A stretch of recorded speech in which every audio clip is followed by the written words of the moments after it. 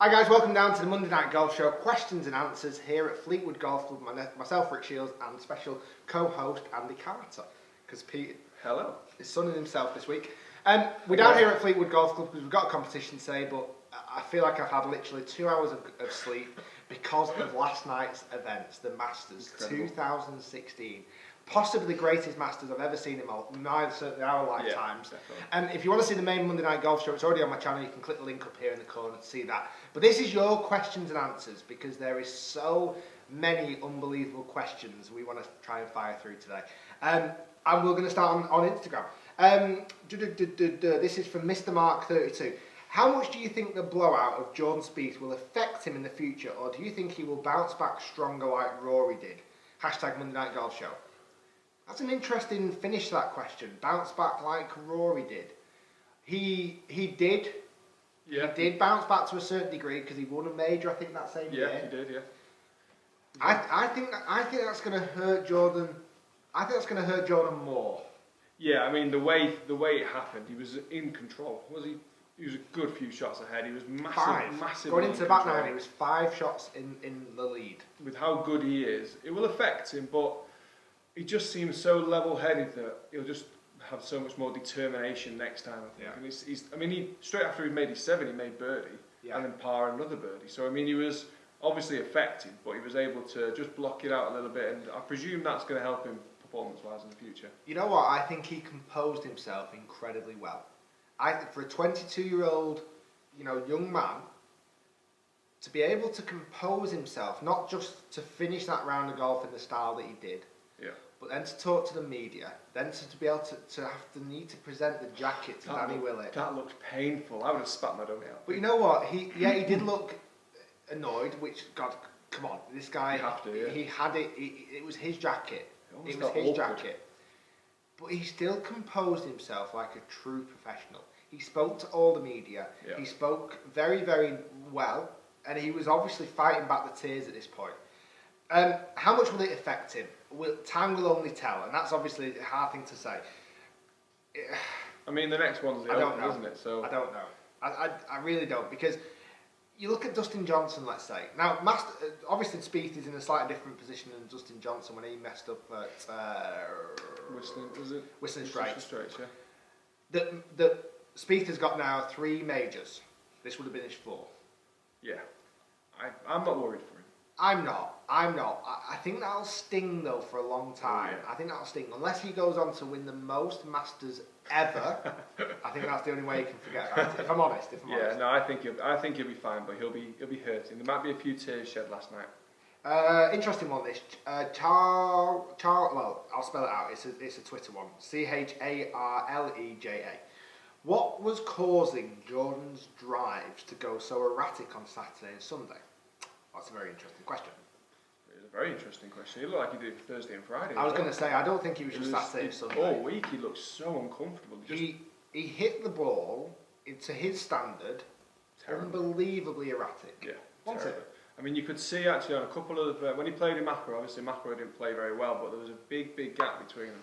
And all the commentators kept talking about was ball striking. And obviously on the day, putting prevailed. And consistency prevailed in terms of getting to the green hole in putts, but the ball striking seemed very bad, very short. I think Jordan could have had a blowout. Bear in mind, he'd had 3 double bogeys before the 7 that he had. 3 double bogeys, and he was still leading the Masters by 5. He would have been the only winner of the Masters with that many double bogeys. I mean, it's quite astonishing. It was tough conditions, granted. He got very fortunate at a lot of places, I think, because many times he hit it in the trees and actually managed to escape unscathed. Yeah. He said in the post-match interview, I just wasn't getting it around my body enough. So he felt probably like he was getting a little bit steep by the sound of things, therefore not encouraging that draw that he generally hits. He generally hits straight here at the ball, but he wasn't getting around his body enough. And I think that comes from Augusta. You end up steering it around Augusta because it's so tight. Right, let's get some Danny Willett's ones. Leighton Midget McLean. How, as a junior, do I get consistent swing and ball striking like Danny Willett? Wow. Practice. Practice, and grit and determination, and more practice and more grit and a little bit more determination. He's worked incredibly hard to obviously get where he is. I mean, the golf swing looked very, very solid. Yeah. And under the most extreme pressure, everything came into it. It wasn't just ball striking and golf swing, it was pre-shot routine, it was obviously putting. Caddy played a huge role in obviously making him feel comfortable, and I think Westwood had a big thing with it on the last day, the big influence on the last day. But his golf swing looks so solid. Yeah. Really, really solid. Very consistent. Same tempo all the way through as well. He hits the ball really hard, but he's confident in what he does. Yeah, he does look like he goes for it, doesn't he? Doesn't mess about, does it? Matthew Cox on Facebook. How many people do you think went to bed, obviously in England, thinking that it was done deal for Jordan Spieth, I guess, only to wake up for a Danny win? Did you see Jordan's face when given the jacket? We just talked about Jordan's face giving the jacket. It was emotional. He was drained. I think certainly in England and maybe Australia would be the same. And most of Europe would have gone to bed last night knowing that they would have woke up this morning with the picture of Jordan Spieth putting on the jacket without question, because at 9 holes he had a 5-shot lead. To wake up to see Willett won by 3. He didn't win by 1. He didn't win in a playoff. He won by 3 shots. Yes, I think they'd have been calling in sick and watching the background. Yeah, yeah. I think John Spieth's going to call in sick. I'll be in at midday. James McLaughlin, do you think Danny Willett will do it again? I hope so. Not hope so. Yes. I'd love to see that. No way. He will. No, but you know what? You know what I loved about Danny Willett, and because why I'm so confident that he will do it again. He's already a proven winner. He's not just some flash in the pan. He's now moving into the top 10 player in the world. Looks comfortable there as well. It was almost, you see golfers, right? Let's say Westwood, right? You had Westwood and Willett yesterday, okay? You could just look in Willett's eyes and know he was going to win. You never feel comfortable, do you, when Westwood's there? You just think, we were kind of just thinking, just egging Westwood on a little bit. Come on, you deserve one. Let's hold a couple of putts, and then a 3-putt. He 3-putts 16. But that was the moment when he knew he was the lead, or just under the lead, and he hit a terrible iron shot. Yeah. Where Willett stood up to the plate, he smashed an 8-iron, 168 yards, whatever ridiculous yardage it was, to put it right next to the pin, hold the putt. The look in his eye, that was it. That was what it was to me. Fierce. The look in the eye. He didn't ride his luck. No. He went out there and pressed the flesh of every player at the top of that leaderboard. He was not scared to take on the gauntlet of winning the Masters. That's why I'm so confident that he will win again. Yeah. Over and over. He didn't start steering it round, did he? He didn't start trying to wing it. He just attacked everything. He still hit the middle of the 18th fairway, hit the 18th green. 17 played it really well. That chip shot on 17 was a joke. Under that pressure. Absolutely that awesome. was an absolute joke. That's why Danny Willett will win many, many, many more majors, and I cannot wait. He's the only English player, apart from someone like Matt Fitzpatrick, that I'm really seeing smashing majors. Yeah. I don't see Westwood, I don't see Rose, obviously Rose has won one. I don't see those guys having the bit between their teeth to really take the victory. Just that kind of little bit of Sorry guys, but that's youth. The truth. Yes. Jordan's due to came for some lessons with P actually from Germany. Where and with whom did you watch the Masters with? I did. And we should have hooked up. I watched it completely on my own.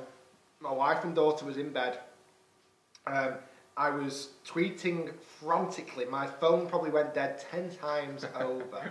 I watched it on my own and thoroughly enjoyed it. I was really into it. I don't think I left, apart from making my wife a brew before she went to bed. I literally didn't leave the... I know, good boy. I didn't leave the sofa. It was unbelievable. Yeah. We'll go 2 more questions very quickly. I think we should address slow play.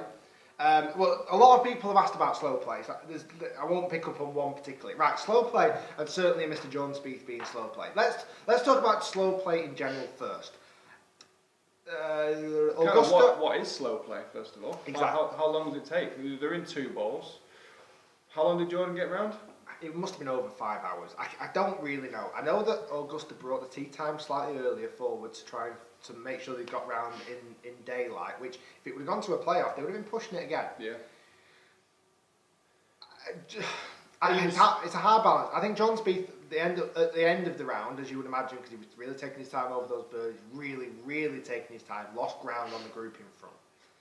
He was one hole behind there. It wasn't as if he was... I think at one point it was a hole and a half behind, which is obviously not good enough. But by the end of it, it was a full hole behind, which at that sort of level is not too bad. No. I mean, we're going to go out now and play a tournament. It's going to take us 5 hours. Yeah, we could easily fall a hole behind. We're not playing the Masters. We could fall a hole behind the group in front, and we're not considering a slow play. We're not taking the time like these guys do. So it's a and it's hard to gauge on TV as well, because all you do is cut to the shot, and he's there over his ball when he hits it, and you cut to the next shot. So you're not really following the actual. I don't know. There was a lot of times. It was difficult. The one thing that stood out to me was the amount of times that Spieth got himself what looked like he was going to be ready for the putt, backed away, re-read it, re-spoke to his caddy, reassessed the situation. That was very slow, very painstakingly slow. When he actually gets over the ball, he's quick, dynamic, he doesn't mess about. The process of doing that, he was noticeably uncomfortable. He was noticeably uncomfortable. It's difficult as well, because at the end of the day, he's holding putts as well. So it's not as if he's, he's backing away, and that's obviously his routine to feel confident just to step up and knock it straight in. So he's got to find maybe he's got to find a routine that still holds putts, but maybe speeds up a little bit. Yeah, I think so. I would agree with the ideas that he's too slow. From what I saw from Spieth, there was a frustration as a spectator watching, like, come on, just hit the thing. And I know that's wrong because he holed many putts, but I still feel like he didn't need to address the point that much. I think he got into Rory McIlroy's mind game on the Saturday because Spieth is slow and McIlroy is a relatively fast player. I think McIlroy would have got quite frustrated with that. Certainly when McIlroy was 50 yards down the fairway than Spieth, and Spieth's taking all of his time in the world, I think that would have ground out at McIlroy. Now, whether that was his tactics, because every golfer that he played with on the day he beat, I think there would have been a little bit of tactics. But slow play, it does need addressing. I don't know the right order. I don't know the right thing to do. I think they address it as well as they can do, because at the end of the day, the guys are playing for what was the first prize? 1.8 million. And if he takes an extra couple of seconds, we're playing for hundreds of pounds today. We're playing for probably £100. It's going to take me 6.5 hours to get around. We've got a competition, guys. What do you think about slow play? What are your kind of thoughts around slow play? Is it just John Spieth? Is it all of the guys? Is there anyone else that stands out to you that's being a slow player? I think once you get that slow play tag on you, it's very hard to shake it, because then you are the slow player. And I think because you have the perception that John Spieth is slow, as soon as he comes up to the ball, straight away you think he's slow. But you've got to bear in mind, he had the most air time out of any golfer that week. Even Danny Willett had more air time than any golfer. So you see many more shots of him. So more examples that he could be slow. But sometimes you don't see the other guys. Yeah, exactly. It's a hard one. I think we're pretty much good, guys, because we've got to get going. Right, a couple of quick announcements. First off, the Masters winning bag will be on my channel later on. I'm going to do a Danny Willett What's in the Bag once I play the tournament and go over to Lytham. Don't forget to follow the Monday Night Golf Show main show, the news show. Also go and subscribe to Andy Carter on howtoimprovemygolf.com, brand new collaborative channel that he's got set up with his mate Chris. Also don't forget to subscribe to myself, subscribe to Pete, even though he's swanning off to Spain, and also do subscribe to Quest Golf. I don't think we missed anyone. I think you've covered all bases there, Richard. sorry, I know. Just click. You know what? It's just a button. Just click it. It's free. It makes us happy. That's all you need to know. Guys, thanks for watching. Honestly, the most amazing Masters I've ever seen in our lifetimes. What's your best memory? I'd love to hear your thoughts. Thanks for watching, guys. Well done, Danny Willett. Well done, Danny. Well done. Let's not take anything away from Danny Willett. First English player to win it in 20 years. Thanks for watching, guys. We'll see you next time.